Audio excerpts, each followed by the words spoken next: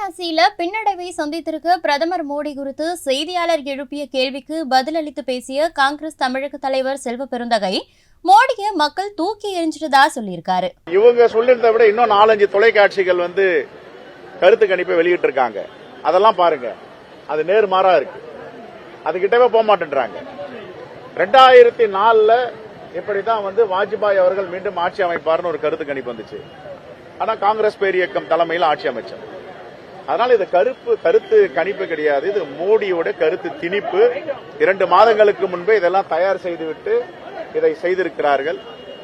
மிகப்பெரிய ஒரு பாசிசம் எங்கே இருக்கிறது இந்திய அரசியலமைப்பு சட்டம் என்று தேட வேண்டிய நிலையில் நாம் இருக்கிறோம். ஒரு உள்துறை அமைச்சர் 150 மாவட்ட ஆட்சித் தலைவருக்கு மேல் தொடர்பு கொண்டு மிரட்டி இருக்கிறார் என்று. எதற்காக மிரட்டுகிறார்? பேசக்கூடிய வேலை என்ன இருக்கிறது? பேசுவதற்கு எந்தவித முகாந்திரமும் கிடையாது.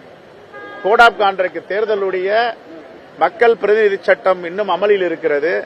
ஒரு உள்துறை அமைச்சருடைய அந்த மமதையில் மாவட்ட ஆட்சித் தலைவர்களை 150க்கு மேற்பட்டவர்களை மிரட்டி இருக்கிறார், பேசி இருக்கிறார் என்று சொல்லுகிறார்களா? இது எதற்காக?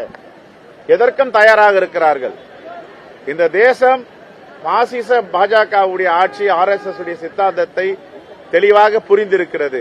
ஆகவே நாளைக்கு புதிய விடியல் ஏற்படும். இந்தியா கூட்டணி